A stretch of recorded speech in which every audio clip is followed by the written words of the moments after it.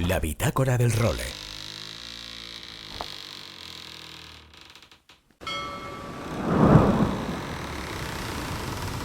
¡Bienvenidos a bordo del role! Una placentera travesía por los mares del podcast.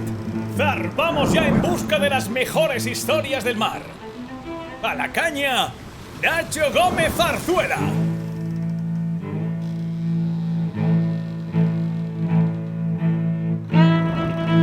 Muy buenas a todos y bienvenidos a la bitácora del role, capítulo número 245, en el que recuperamos una de las secciones que más éxito han tenido en los últimos años en este role, como es la que os traemos del mundo de las velas de alta competición de la mano de North Sails. Y la de hoy me apetecía mucho porque os vamos a contar con pelos y señales todo tipo de detalles de las velas que han permitido al Sodebo batir el récord de la vuelta al mundo a vela. Ya sabéis que hace apenas unas semanas el Sodebo, un espectacular ultim francés, batió el trofeo Julio Verne, es decir, dio la vuelta al mundo sin escalas en un tiempo de 40 días y 10 horas. Pero ¿cómo fueron capaces de hacerlo? ¿Qué velas necesitaron para ello? ¿De qué materiales están hechos? ¿Cuántos DPIs tienen? Todos los detalles nos los va a acercar esta semana Luis Martínez Doreste, que ya sabéis que es el faro que nos ilumina cuando de velas se trata de hablar en este role, y que hoy nos trae una sección, la verdad es que maravillosa. Enseguida escuchamos la charla que hemos mantenido con Luis.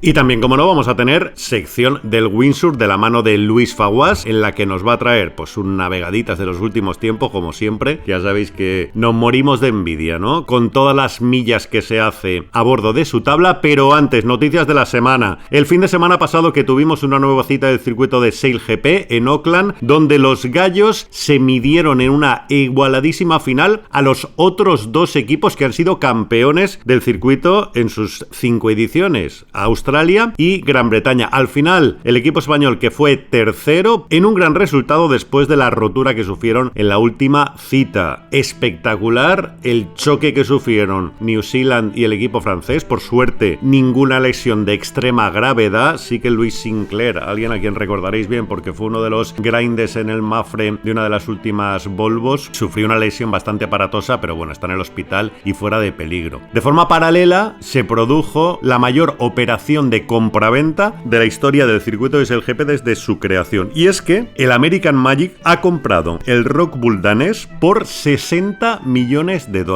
La verdad es que es una cifra que ya causa respeto porque es el máximo precio que ha tenido nunca una franquicia de SailGP, y que puede darnos una pista de cómo puede estar el mercado para la venta del equipo español. Me cuentan que está muy cerca de formalizarse ya, después de haber presentado a Denza como patrocinador la semana pasada. Ahora está muy cerquita ya de confirmarse la venta del equipo español. Por lo tanto, a ver, en las próximas semanas os seguiremos contando detalles.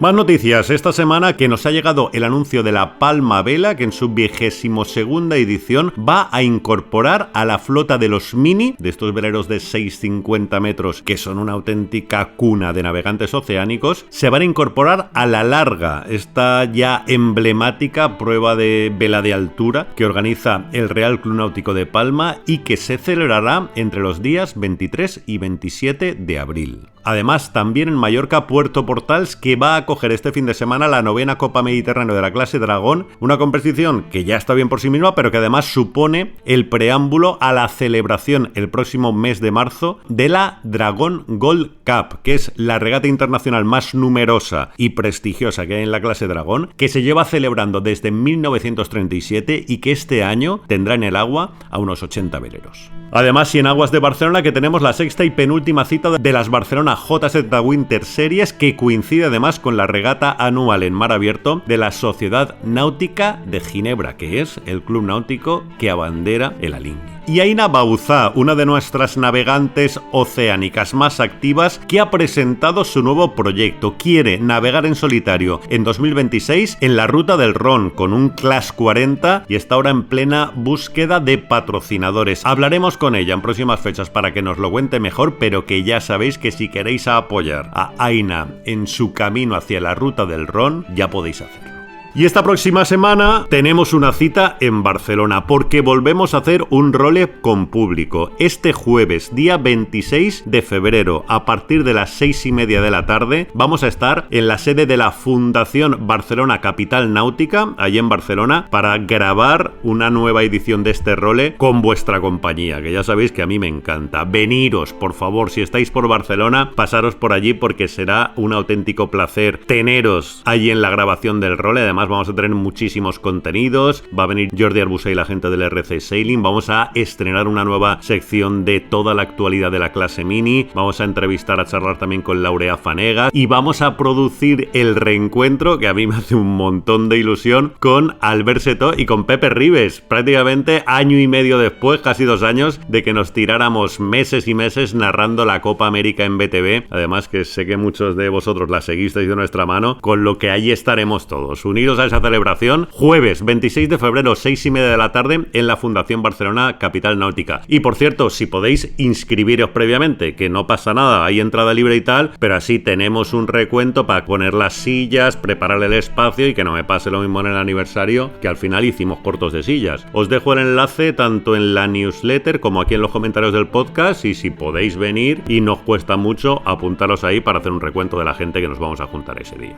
Pues con todos estos contenidos arrancamos ya la edición número 245 de la Bitácora del Role. La Bitácora del Role. Bueno, y en esta Bitácora del Role estoy muy contento porque vuelve una de las secciones, que más éxito ha tenido desde hace varios años, desde los que arrancamos a contaros desde dentro todas las novedades y curiosidades y hazañas, pero desde el punto de vista de las velas, ¿no? Que son al final el motor de todos los bichos de los que acostumbramos a hablaros cada fin de semana. Y para esta primera sección de North Sails en este 2026 tenemos de nuevo a bordo a mi querido Luis Martínez Oreste. Luis, muy buenas, ¿qué tal? ¿Qué tal, Nacho? Aquí encantado de volver a estar contigo charlando un poquito de náutica en general y de las velas en concreto. Y oye, primero que nada, ¿cómo estás? ¿Cómo han ido estos meses? ¿Qué tal te encuentras? Pues muy bien. El año ha sido un año, diría yo, frenético. Ha ido muy bien. Estoy hablando de la parte empresarial y muy ocupado con toda mi gente en North Sails y bueno, tirando del carro, que es lo que tenemos que hacer, y navegando, yo te diría que menos de lo que quisiera, pero navegando, que eso nunca hay que dejarlo. Di que sí, qué bien, qué bien. Oye, pues mira, creo recordar que en la última sección de 2025 nos trajiste información de primera mano de un proyecto brutal que está en ciernes, como es el Ferrari Hypersail, en el que North Sails está involucrado de manera muy activa. Os invito a que repaséis aquel episodio porque fue súper interesante. Y en este estreno de 2026 te quería invitar para que nos hables también de otro proyecto brutal, pero ya finalizado, como ha sido ese Sodevo que ha batido el récord de la vuelta al mundo sin escalas, ese trofeo Julio Verne, fijándolo en 40 días y 10 horas. Ya os hablamos un poco, os esbozamos lo que habían conseguido, pero a mí se me planteó una duda que creo que compartiréis todos conmigo, y es: ¿cómo organiza el tema de las velas un bicho de estos? A este altísimo nivel, porque esto es el top del top, ¿cómo se organizan en este sentido? Y digo, coño, qué mejor que pedirle a Luis que nos eche una mano en este sentido para cuando podamos retomar esta sección. Y esa es precisamente mi primera pregunta. Luis, ¿cómo has visto el tema del récord y cómo se organiza en el plano de las velas un auténtico equipazo como este? Mira, tú lo has dicho, hay que estar muy organizados. Y en este caso North Sails, que ha sido proveedor de las velas de este barco, tiene que estar involucrado desde el inicio, desde la concepción del barco, desde el diseño del barco. No te hablo de la construcción, sino de los pasos previos. ¿Y esto por qué lo digo? Es que si no, es como si construyéramos la casa al revés. Entonces, los ingenieros y diseñadores del barco necesitan saber cuáles van a ser las fuerzas, las cargas generadas por el plano bélico para poder ellos dimensionar pues el mástil, el casco, los herrajes, absolutamente todo, en concordancia al plano bélico que en este caso propone North Sails. Entonces es al revés. Ellos dan un diseño inicial. Queremos hacer un barco de tanta manga, tanta eslora y un palo de X, lo que sea, ¿no? Pero algo inicial. Entonces nosotros a eso, a ese boceto inicial, le ponemos un plano bélico. Y entonces nosotros por nuestro lado, evidentemente, les damos absolutamente todo tipo de información de fuerzas, de formaciones, momentos, absolutamente todo tipo de vectores, que es lo que ellos necesitan para diseñar y dimensionar el barco. No solo en la forma y las características que ellos decidan hacerlo para que el barco sea más rápido, sino también para la cantidad de material que poner aquí, allá o en el otro lado. Es un proyecto muy customizado para tener el objetivo de máxima velocidad, por supuesto, con absoluta seguridad. El 100% de seguridad nunca lo vamos a tener porque eso es imposible, pero si se puede llegar a cerca de un 100%, eso es lo deseable y se ha demostrado, ¿no? Que el barco ha llegado y ha batido el récord. Así que los cálculos han sido correctos. Sí, además en unas condiciones que no fueron las ideales. O sea, al final batieron el récord del IDEC por 13 horas, pero la meteo tampoco fue la idónea. En el caso de que hubiera sido idónea, podrían incluso haber bajado de los 40 días. Pero bueno, esto es el cuento de la lechera. En todo caso, es un indicio, ¿no?, de lo bien que ha funcionado y que ha rendido el barco en este sentido. Perdona, Nacho, que te quería comentar que antes se me olvidó comentarte que el proceso del que te hablaba es iterativo. Tú puedes diseñar una vela, parte siempre de un buen modelo inicial, pero diseñas una vela y esto te da unos coeficientes. Estos coeficientes luego se insertan en un programa de predicción de velocidad, que también es propia nuestra.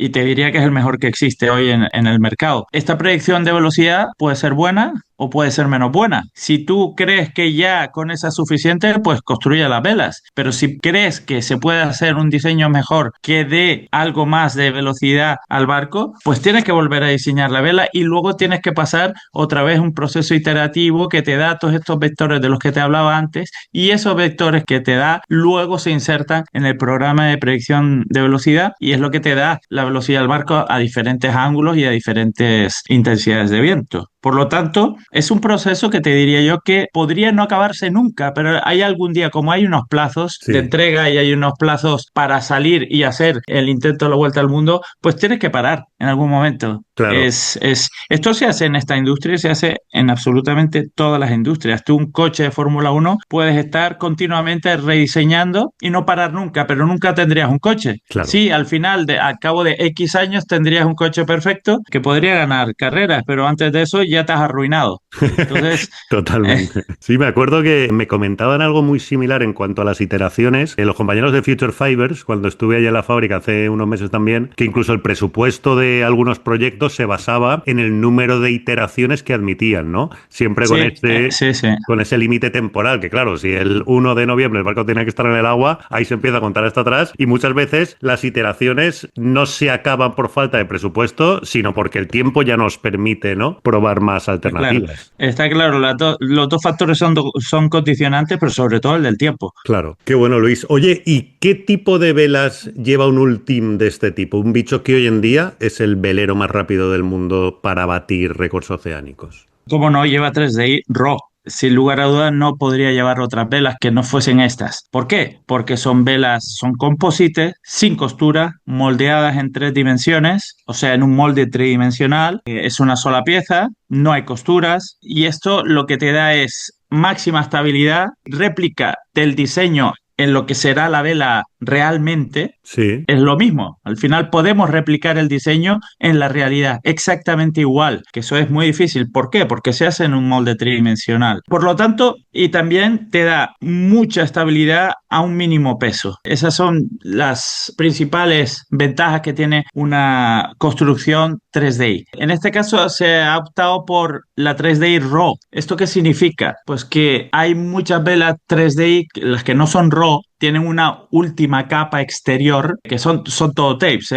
son tapes de filamento unidireccional. Pues el último tape, que suele ser de Dyneema, no se pone. Vale. Entonces es como si la vela se queda al descubierto. Por eso se llama RAW, R-A-W. Sí, sí, sí. Y esto se hace para todavía ahorrar un poquito más de peso. Claro. Aquí el peso es fundamental para poder manejar las velas, pero también para que el barco escore menos. Bueno, estos barcos no escoran, pero sí que escoran un poco, pero Sí. la fuerza que por el peso, la fuerza que haría una vela hacia sotavento, pues si pesa menos, ese momento de par de escora sería menor. Y en cuanto a los materiales, no se ha optado por una 3D que tenga algún contenido de carbono, eso es solo dinema y aramida. Joder. Es la RAW 760. ¿Qué te da el 760? O sea, la aramida, o más comúnmente llamado Kevlar, que es un nombre comercial, y el dinema, pues que son más flexibles. Las velas, si tú las maltratas, las doblas, las pliegas, flamean, lo que sea, al final tú lo sabrás. Tú coges un cristal es muy duro, pero como intentes flexarlo, romperá fácilmente. ¿Por qué? Porque es muy frágil. Al carbono le pasa lo mismo. El carbono es muy, muy duro, pero es frágil. Por lo tanto, ellos han optado por ir a máxima seguridad, que podrían tener alguna vela con cierto contenido de carbono, pero no es el caso. Y han optado por la 760, que es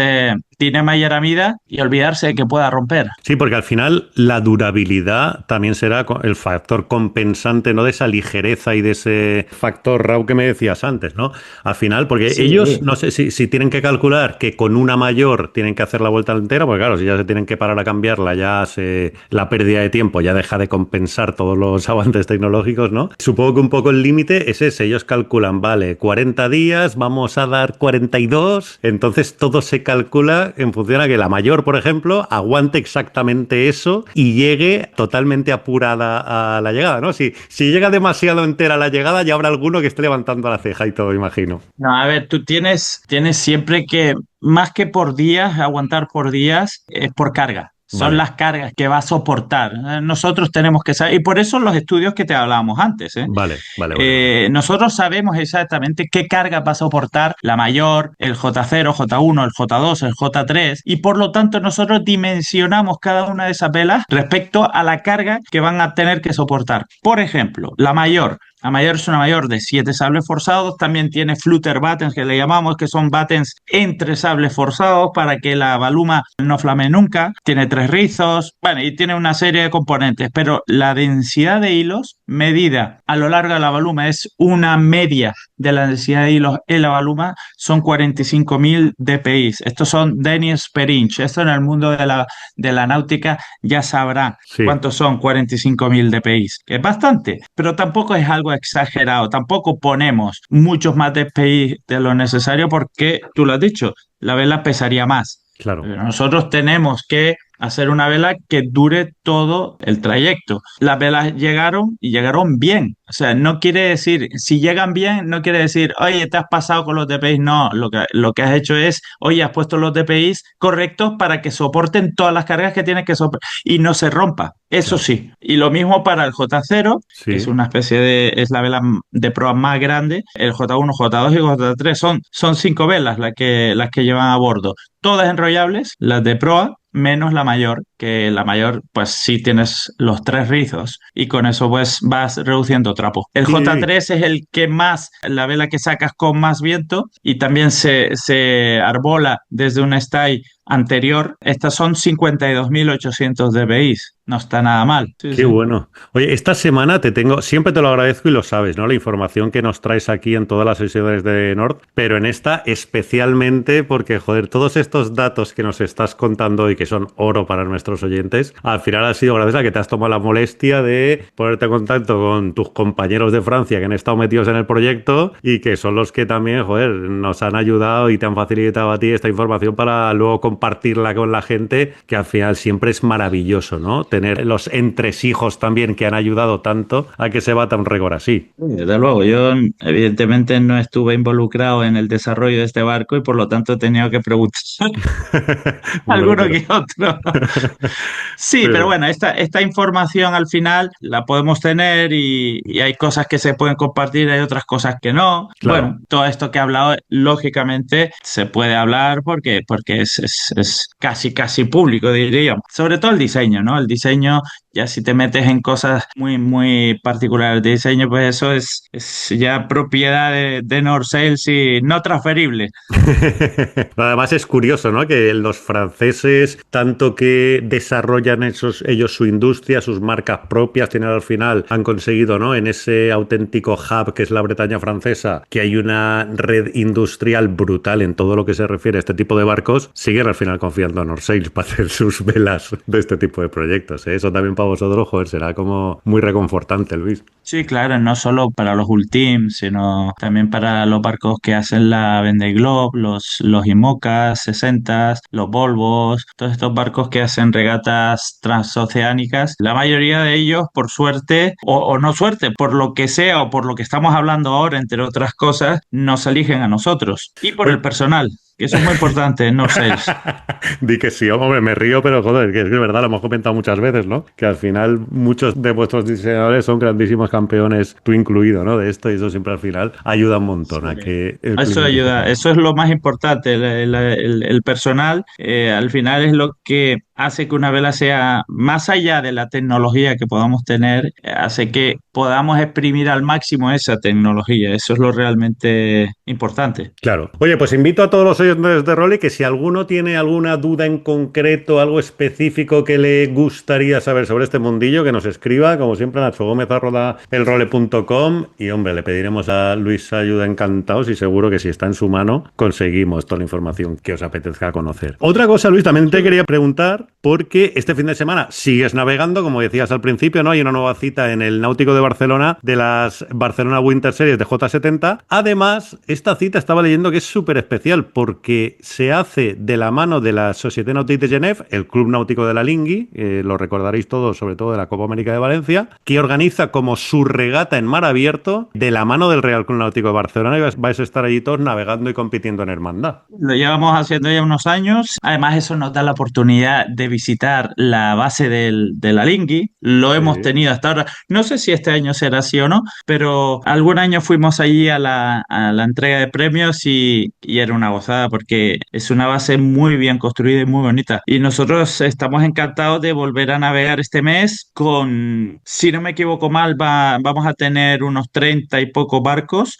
Recordemos que este año en julio, bueno, a mediados de julio, tenemos el Campeonato de Europa de J70 aquí, en el Náutico de Barcelona. Ujú. Vamos a tener ciento y pocos barcos Coño. en la línea de salida y están viniendo muchos extranjeros a navegar. Por eso, entre la flota local y los extranjeros que vienen a navegar esta Winter Series, pues tenemos un nivelazo grande, ¿eh? Muy competido y muy divertidos están siendo. Y este fin de semana no va a ser menos. Qué bien, pues lo contaremos la semana que viene, hombre, cómo quedan los resultados de la regata, porque este año al final tu calendario de navegación pasa por estos J70 y por supongo que el proyecto de crucero que también conformas todos los años para competir tanto en la Copa del Rey como en el resto de citas que os permite el calendario, ¿no, Luis? Lo mismo que el año pasado con Estrella Damm Ujú. y ya veremos si al final, aparte de las regatas que hacemos siempre, que son Godó,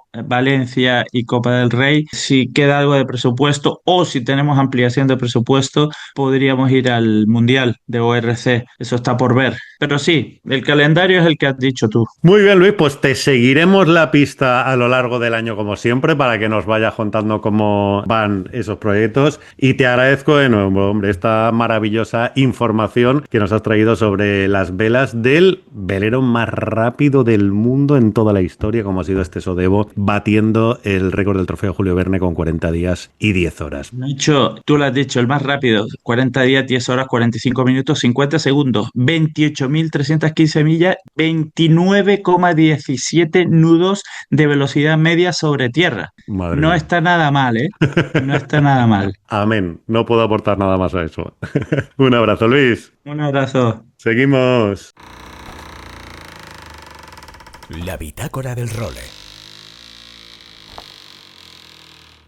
Aloha Nacho y amigos de El Role. Aquí estamos una semanita más para traeros esa actualidad windsurfera entre eventos, entre borrascas y entre navegadas, porque el fin de semana pasado fue espectacular. Pude pegarme 2 sesiones muy buenas, una con 4-0 pasado, vamos, pero mi colega Chorchi, por ejemplo, iba con 3-0, Rafa con 3-7 y estuvo muy potente. Navegamos 3 horas y bien, y podíamos haber seguido otras 3 horas más, pero el cuerpo ya no aguantaba. Y luego el domingo tuvimos menos viento, yo navegué con 5,5, un poco fuerte, pero con 5,5, y olas bastante chulas que se podían surfear bastante bien y nos lo pasamos como enanos. Aún así ha seguido soplando el poniente, el lunes volvieron a navegar en Denia, yo conseguí navegar esta tarde con la Windsurfer en Valencia, le he dado un ratito, que a veces con agua plana y con material old school también es divertido. Y esta semana quería, sobre todo, ya que no tenemos así regatas muy próximas, la próxima va a ser el 30 de marzo, entonces vamos a seguir viendo nuestros pros entrenando, vamos a seguir viendo un poco ese mercado de fichajes, cómo va cambiando, como por ejemplo